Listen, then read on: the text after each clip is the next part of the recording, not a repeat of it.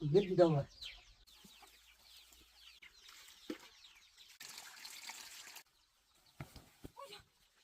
Bác định làm gì?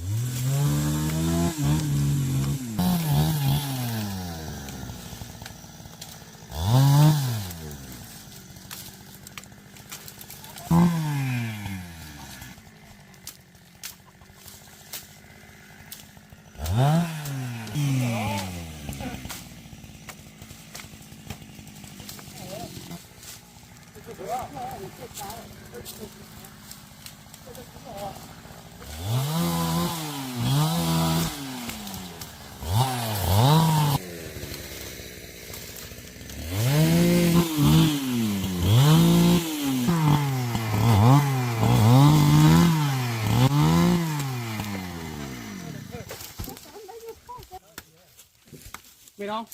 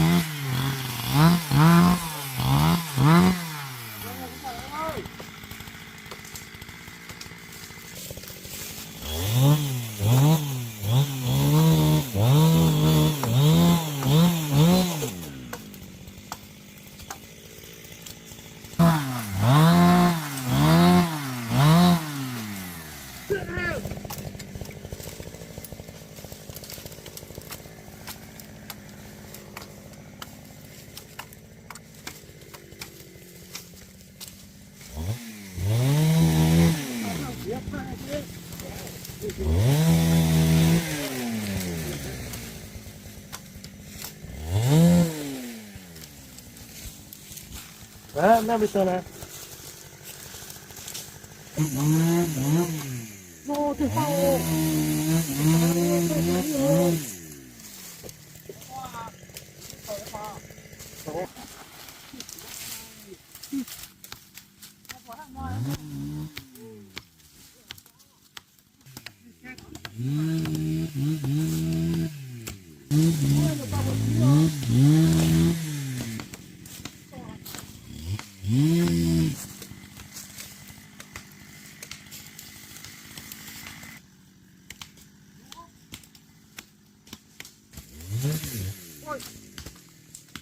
Thôi, chụp theo qua lính à?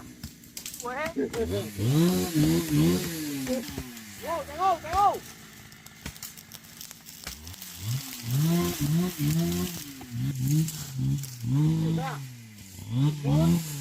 Quan trọng.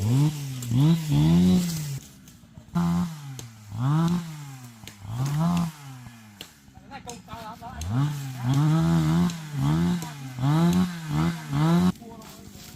Thua rồi.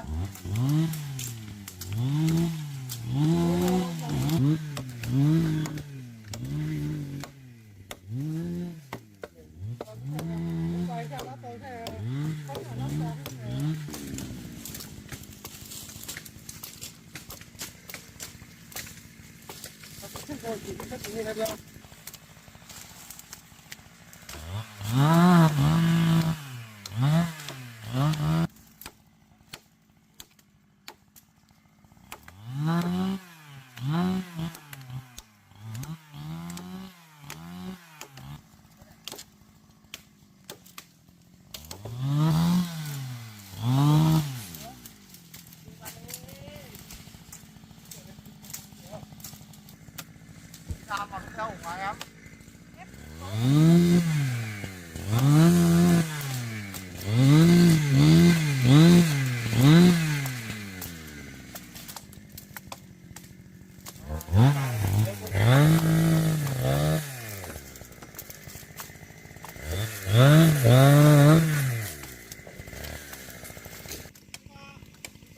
Cố gắng làm em nhá. Thế anh trả tiền công cho em đi mua tiền.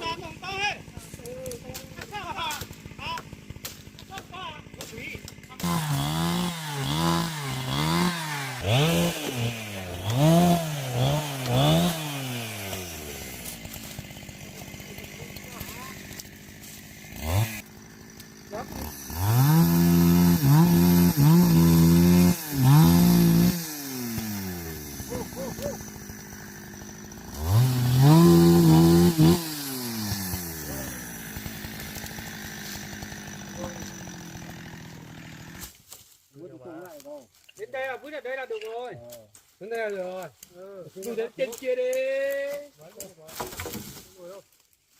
Sợ cái gì? Cái sợ đâu? Bác bố đây kia làm gì đấy? Cái gì? Bác này, nó chẳng nó không chỉ chặt thôi. Mua à? Dạ, bác thế à? Ngon hơn, bác thế lá nhiều hơn. Lắng hơn hả? Ngon không? Sẽ chết. Cái tao lấy với con tao về tao về đi nhả luôn. Cứt đi. Đây không chặt nó chặt thử cái kia. Em ơi, đến nghỉ đi thôi em. Làm nhiều mệt quá, nghỉ tí đang làm. Chết đi làm đây. Ngồi nhiều tối rồi. Chẳng có cỏ là con sủa hẳn mẹ tăng hả?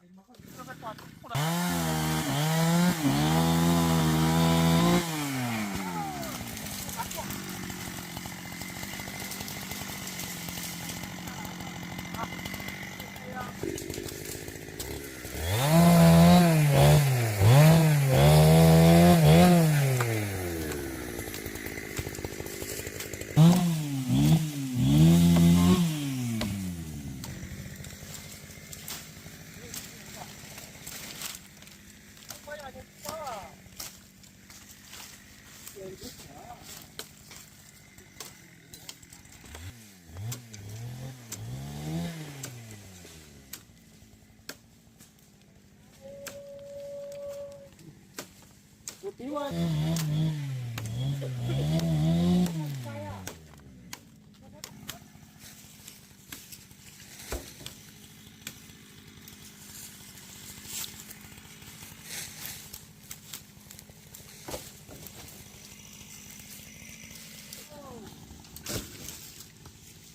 Đó là vứt bên đấy. Không, quay.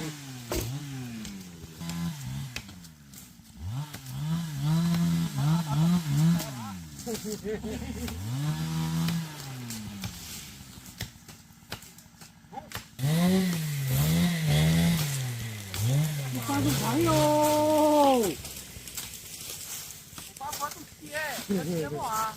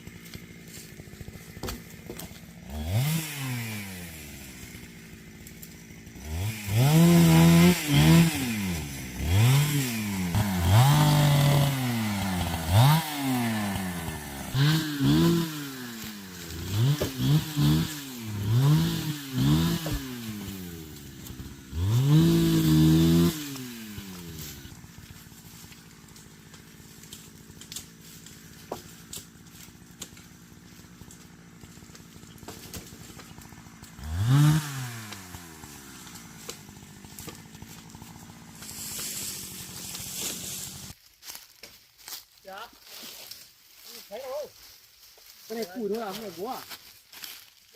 Tên nữa à? Tên nữa là anh thích. Anh tới ra là cũng nói à? Tím ơi. Chúng ta xích ấy. Để cái gì cái làm chi ấy. Cứ cả tổ xuống ý cao mình muốn có những ba tí. Anh nghỉ đây sắp thôi rồi.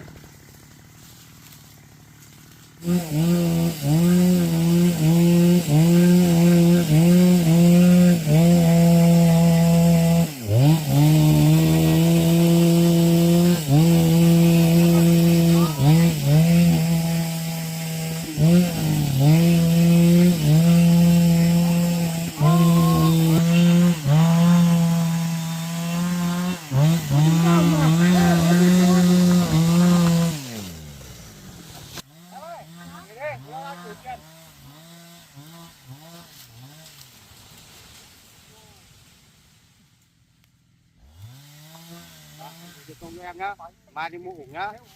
Đi làm này không có ủng thì đau cái chân lắm. Anh về nhé.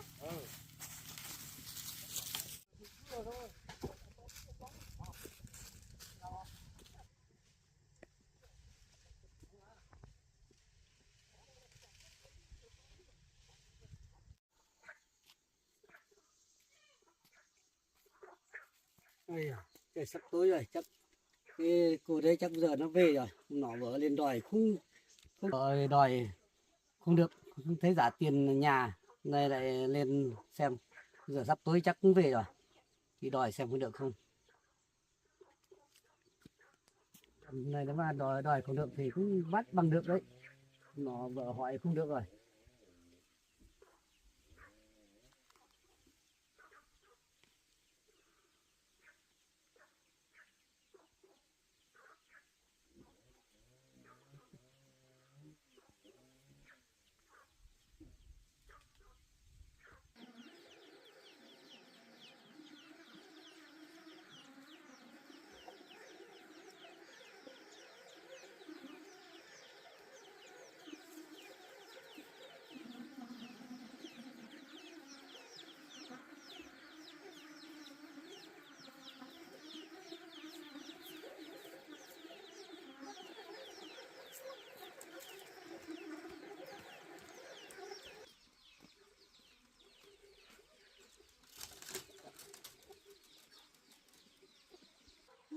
là tới giúp nha.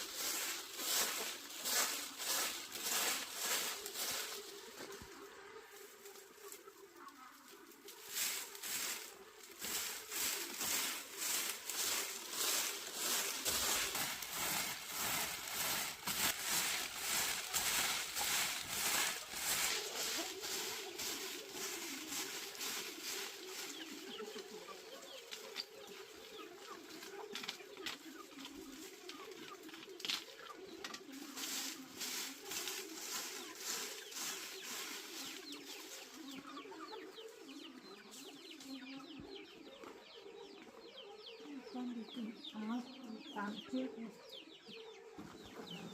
Tắm xong rồi mới nấu cơm.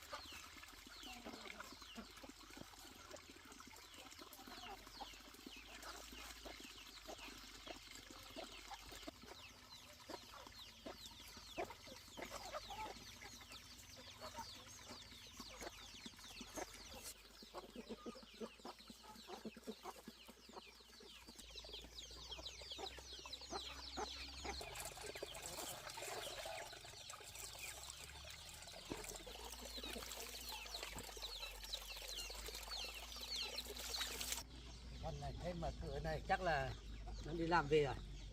Con đi vào xem.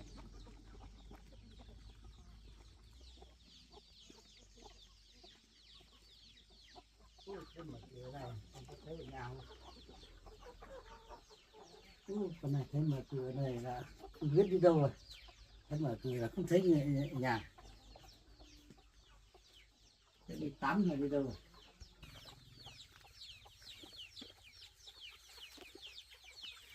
Này đang tắm thôi, được nhớ trong chắc đang tắm.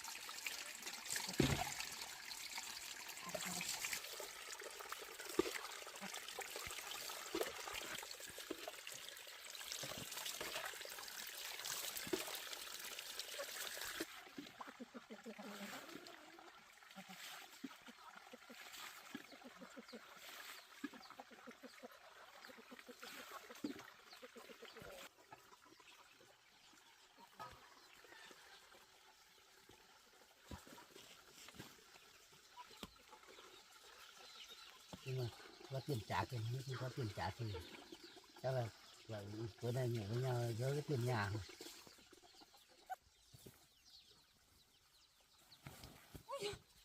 Bác về từ lúc nào đấy? Bác vừa mới đến thôi, bác vừa mới đến xem cháu có tiền trả tiền nhà không. Bác đứng ở đấy. Không, bác vừa mới đến thôi. Vừa mới đến, thế Đấy, sao đấy. lại đứng ở đấy? Đây ở đây chờ hỏi cháu xem có tiền trả tiền nhà không thôi. Lên thôi, cháu đừng sợ nhé. Vâng. Giờ bác cháu đi vào nhà đây. Cái chuyện này.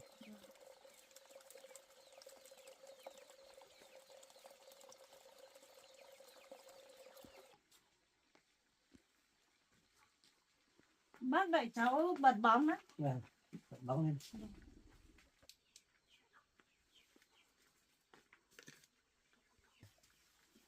Để ngồi đây cháu. Vâng. Thế cháu có tiền trả cho bác tiền nhà không? Chưa có đủ tiền trả bác đâu. Bác để cháu mấy hôm nữa nhé. Qua Thế đi vậy- làm được có hơn 100. Thế bây giờ trả bao nhiêu? Cũng có bằng này thôi. Cháu kiếm được ngày nào thì trả bác ngày đấy nhé. À thế à? Bác cầm tạm cho cháu. Sáng mai cháu đi kiếm xong trả bác tiếp ạ. Nếu không có tiền thì thôi là chiều bác một tí. Chiều là Bây giờ chiều thế nào bác? Chiều bác một tí. Đây chiều bác tí bác khắc giấy viết rồi để không phải trả tiền Ui, nhà đâu mà. bác là sao? Thôi nhưng mà không có tiền thì thôi chiều bác một tí. Bác làm cái gì đấy? Bác định làm cái gì cháu đấy? Không có gì đâu mà, không sợ cái gì đâu mà. Chiều bác một tí là được mà. Cháu cũng lớn rồi, trước sau cháu cũng trải qua cái này thôi mà. Thế bác định làm gì cháu? Không chiều bác một tí, không phải Bác trả định tiền làm nhà gì? đâu mà. Cái này trước sau cũng như mà. Bác định làm cái gì đấy? Ôi, Bác định làm cái gì cháu? ôi, rồi, cái gì đâu cháu. Bác đừng có ý định xấu với cháu nhá. Không có cái gì đâu mà. Đừng có ý định gì với cháu nhá. Ôi, cái gì từ từ sao mà làm căng thế? Không, bác đứng ở đấy đi, không từ từ đâu. Bác toàn có ý xấu Không với sao cháu thôi. đâu cháu ạ, không sao đâu. Không. Không được thì thôi, sao cháu lại Bác làm đừng về căng gần thế? cháu. Bác đứng ở kia đi.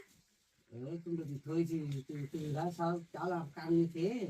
Đừng qua đây, bác đứng ở đấy đi. Bác đừng lại gần đây, tí cháu chém đấy. Ôi từ từ ơi sao căng thế?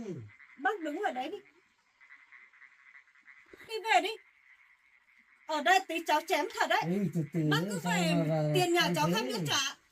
Bác về đi. Ê, bác về nhá, Không là cháu chém đấy. về nhá. Về Bác nhá. về đi. Giờ cháu cũng tối nay cháu cũng suy nghĩ đi nhé. Nếu mà chưa được bác thì bác không lấy tiền nhà nữa. Thôi bác về đi. Thế bây giờ bác đi về mà tối nay cháu phải suy nghĩ nhá. Nếu mà chưa được bác thì bác không phải lấy tiền nhà nữa. Bác cứ về đi. Bác về nhá.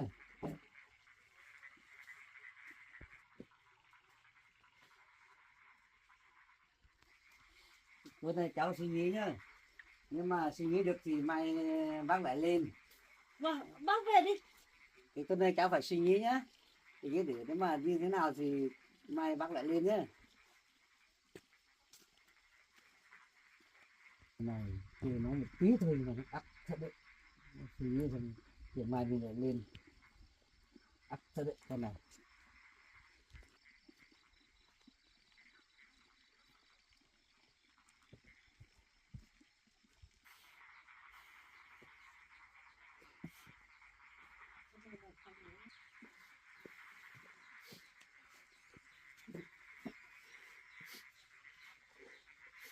Sao số mình khổ thế nhỉ?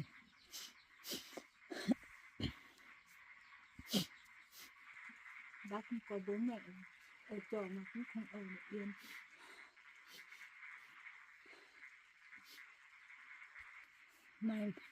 May tối nay mình còn xử lý được kịp không biết bị làm sao nữa.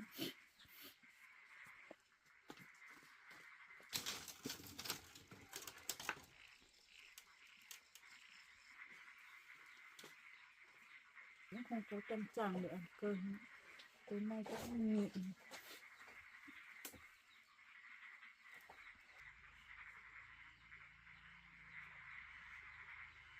Cho mình vẫn còn sợ cái ông này. Rõ ràng đứa mình con một cô rồi còn đối xử với mình như thế.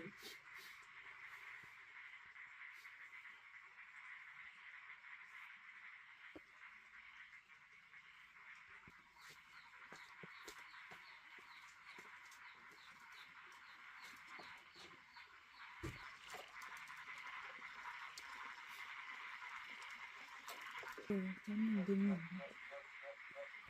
Không mà ăn cơm nó không ăn nổi, sợ lắm rồi.